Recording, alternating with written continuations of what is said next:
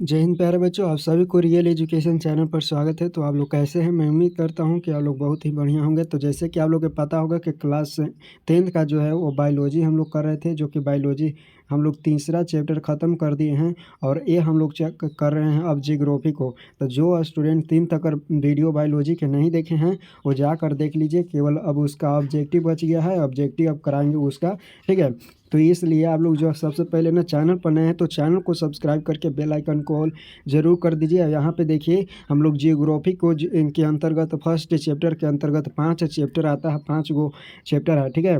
5 chapter है क ख से क से लेके अंग तक। तो वो फर्स्ट चैप्टर में हम लोग ये पाँचों चैप्टर को लेके चलेंगे, ठीक है। तो इसलिए आप लोग चैनल पर नए हैं तो चैनल को सब्सक्राइब कर दीजिए और वीडियो को हर वीडियो को आप लोग देखने का प्रयास कीजिएगा।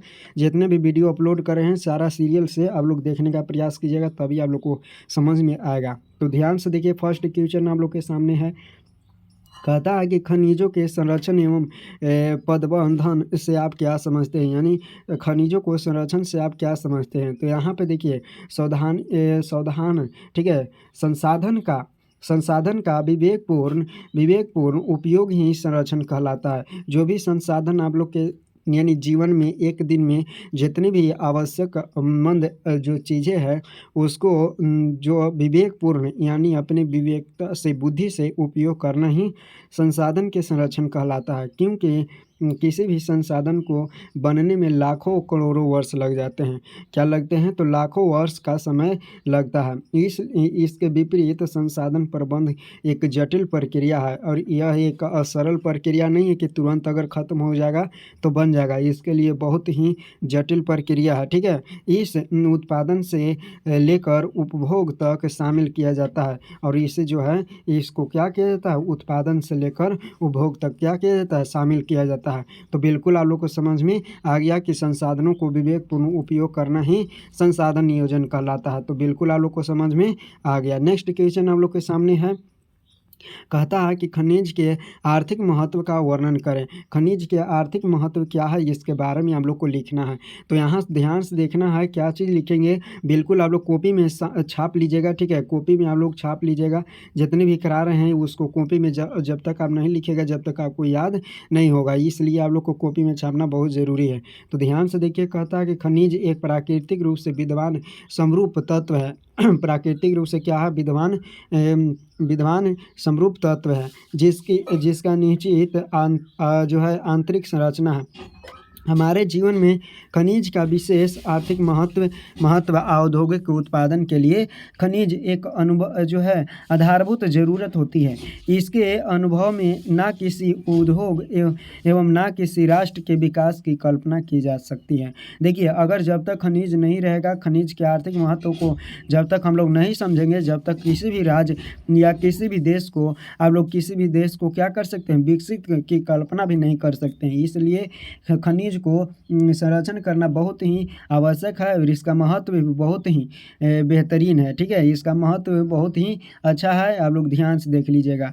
तो इसको लिखने का प्रयास कीजिएगा, ठीक है। नेक्स्ट क्वेश्चन आप लोग के सामने है कि अधात्विक खनिज किसे कहते हैं, उदाहरण देकर समझाएं।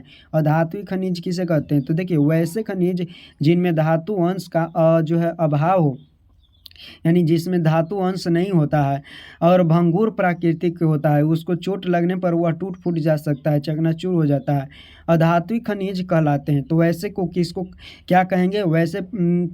वैसे खनिज को क्या कहेंगे? तो अधात्विक खनिज कहेंगे।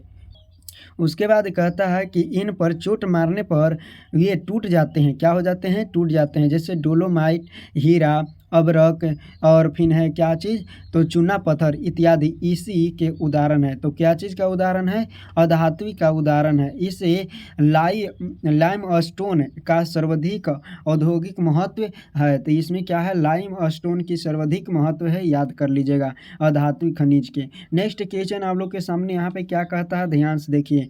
धात्विक खनिज के दो प्रमुख पहचान क्या है? तो धात्विक खनिज को आप लोग किस तरह से पहचानेंगे, उसके लिए आप लोग को कुछ यहाँ पे पॉइंट दिया गया है, यानी 2 गो दिया है, 2 गो पूछ रहा है, तो 2 गो पॉइंट आप लोग के सामने दिए हैं, जो कि बहुत ही बेहतरीन है, तो ध्यान से देखने का प्रयास कीजिए।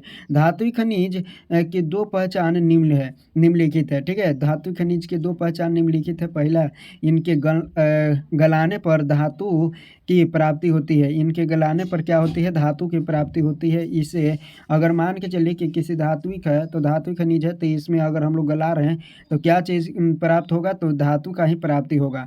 नेक्स्ट है, दूसरा क्या है कि इसे पीट कर तार बनाया जा सकता है, ठीक है? इसे पीट कर तार बनाया जा सकता है, इसे चादर बनाया जा सकता है, ये तन ही होता है। तो ये सारा चीज़ें क्या है? धात्विक खनिज का पहचान है, बिल्कुल आप लोग को याद कर लेना है। नेक्स्ट क्वेश्चन आप लोग के सामने है, कहता है कि खनिजों की विशेषताओं का उल्लेख कीजिए। खनिजों की विशेषताओं को उल्लेख करना है, ठीक है? तो देखिएगा, खनिज सभ्यता संस्कृति के आधार स्तंभ है। खनिज जो है सभ्यता और संस्कृति के जो है आधार स्तंभ है। इनके बगैर उद्योगों का विकास नहीं किया जा सकता है। इसके बगैर, किसके बगैर? तो खनिजों के बगैर, ठीक है? खनिजों के बिना जो है उसको विकास नहीं किया जा सकता, उद्योगों का विकास नहीं किया जा सकता है। चट्टान के निर्माण में इसकी भूमिका होती है, और अनेक प्रकार के अग्नि चट्टान, रूपांतरी चट्टान आप लोग पढ़ाएंगे, ठीक है? तो उसमें भी ये क्या होता है? निर्माण की में भूमिका निभाता है। देखिए, 200 से अधिक खनिज की पहचान हो चुका है, यानी हो चुकी है।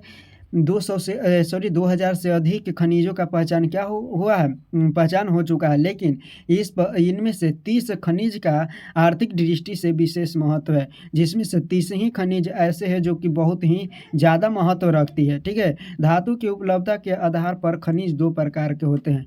धातु के उपलब्धता के आधार पर खनिज कितने प्रकार के होते हैं? 2 प्रकार के होते हैं। तो एक होते हैं धात्विक खनिज और एक होते हैं अधात्विक खनिज, जो कि ऊपर आप लोग के सामने बताएं। नेक्स्ट क्वेश्चन आप लोग के सामने है, कहता है कि मैग्नीज के उपयोग पर प्रकाश डालें। मैग्नीज का उपयोग क्या क्या है, इस पर प्रकाश डालना है। तो हम लोग क्या करेंगे? टॉर्च लेके बारेंगे नहीं, इस पर हम लोग पढ़ेंगे मतलब जानेंगे कि क्या इसका जो है मैग्नीज का उपयोग है। देखिए, मैग्नीज एक अत्यंत उपयोगी खनिज पदार्थ है। जो है मैग्नीज एक प्रकार के अत्यंत उपयोगी पदार्थ है। इस्पात निर्माण सहित अनेक मिश्र जो है धातु निर्माण में इसका उपयोग किया जाता है। तो देखिएगा, यहाँ पे जो है इस्पात को निर्माण तो किया ही जाता है मैग्नीज से, लेकिन अन्य मिश्र धातु का भी इसका उपयोग किया जाता है। इसके अतिरिक्त जो है सूखा सेल बनाने में भी क्या किया जाता है? इसका उपयोग किया जाता है। फिर है फोटोग्राफी में भी इसका उपयोग किया जाता है। चमड़ा एवं माचिस, देखिए माचिस उद्योगों सहित रंग रोगन को तैयार करने में भी इसका उपयोग किया जाता है। तो मैग्नीज के आप लोग को महत्व समझ में आ गया कि कितना महत्व रखता है मैग्नीज को किसी भी पदार्थ को बनाने में, ठीक है? मैग्नीज कितना उपयोगी है। तो ध्यान से आप लोग देखने का प्रयास कीजिए, इसको याद करने का प्रयास कीजिएगा। बिल्कुल सटीक जवाब दिया गया है, आप लोग इसको कॉपी में नोट कर लीजिएगा, ठीक है? कॉपी में नोट कीजिएगा, तभी आप लोग को रिविजन करने में बेस्ट होगा। आप लोग समय समय पर रिविजन कीजिएगा, भुलाइएगा नहीं, ठीक है? ध्यान से आप लोग देखिएगा। नेक्स्ट क्वेश्चन आप लोग के सामने है, कहता है कि मोनोजाइट भारत में कहाँ उपलब्ध है? मोनोजाइट भारत में कहाँ उपलब्ध है, बताना है। तो देखिए, मोनोजाइट केरल राज्य में प्रचुर मात्रा में पाया जाता है। मोनोजाइट कहाँ पाया जाता है? तो केरल राज्य में पाया जाता है। इसके अतिरिक्त तमिलनाडु, ठीक है, तमिलनाडु में भी पाया जाता है, आंध्र प्रदेश में भी पाया जाता है, उड़ीसा में भी पाया जाता है, आदि राज्यों में के तटीय, ठीक है, तटीय भागों में क्या है? खनिज का उत्खनन हो रहा है।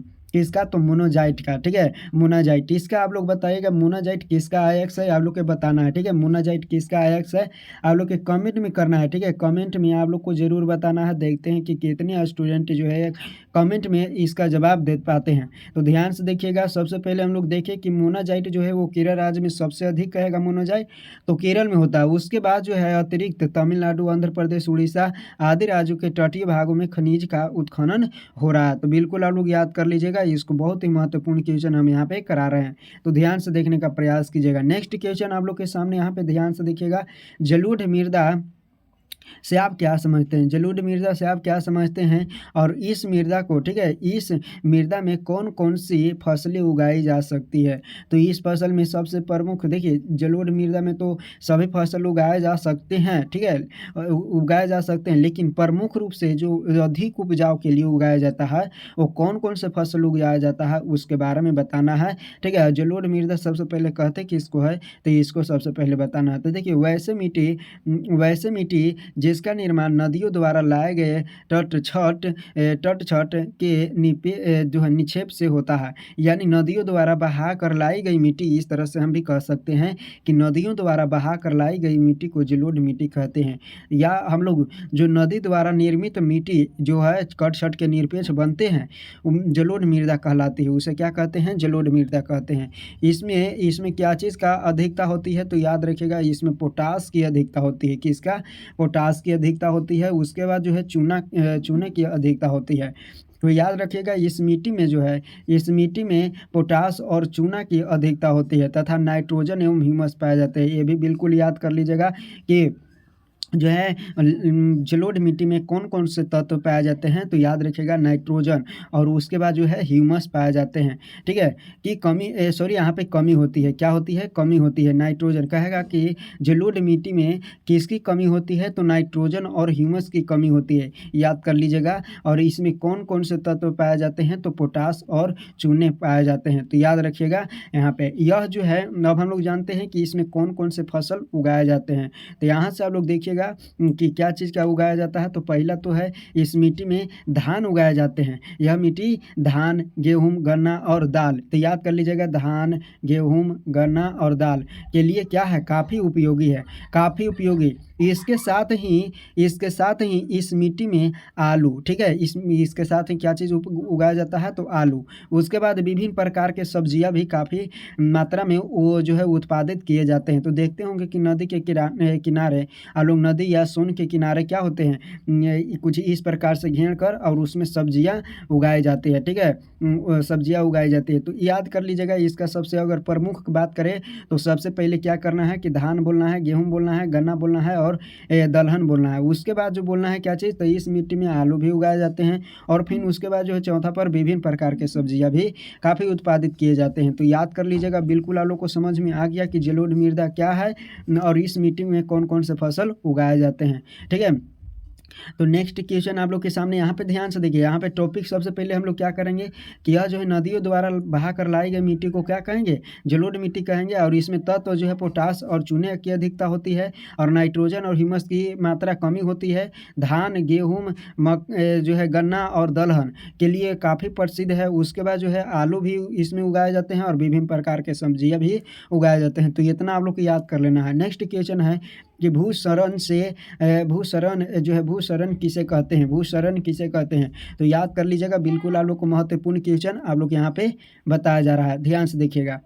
ठीक है? तो ध्यान से आप लोग देखिए यहाँ पे भूसरण किसे कहते हैं? तो मृदा मृदा का अपने स्थान से विभिन्न क्रियाओं द्वारा स्थानांतरित होना क्षरण कहलाता है, मृदा क्षरण कहलाता है या भूसरण कहलाता है। यह भूसरण कई प्राकृतिक कारकों अथवा यथा गतिशील जल जो है 147 हिमानी तथा सांद्री लहरों द्वारा नियंत्रित तथा प्रभावित होती है। तो याद कर लीजिएगा ये जलों द्वारा भी क्या होते हैं? हवाओं द्वारा और प्राकृतिक जो है अन्य क्रियाकलापों द्वारा ये भूसरण हो सकते हैं। तो ध्यान से देख लीजिएगा, इसको याद कर लीजिएगा। नेक्स्ट क्वेश्चन आप लोग के सामने यहाँ पे क्या कहता है, ध्यान से देखिएगा।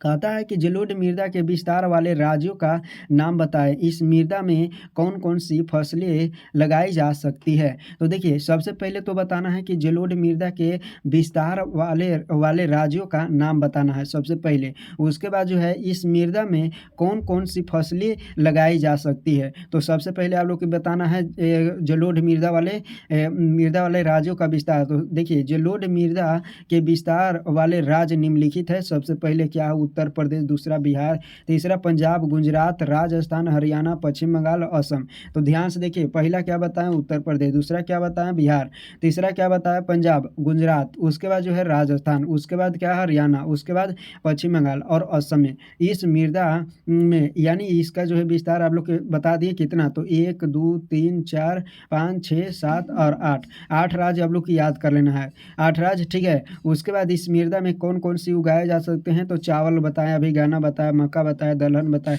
जैसे क्या है फसलें उगाई जा सकती है। तो बिल्कुल आप लोग को याद कर लेना है। ध्यान से देखिएगा, यहाँ पे सबसे पहले विस्तार बताया उत्तर प्रदेश, दूसरा बताया बिहार, तीसरा पंजाब, चौथा गुजरात, पांचवा राजस्थान और छठा हरियाणा, सातवां पश्चिम बंगाल और आठवां जो है असम।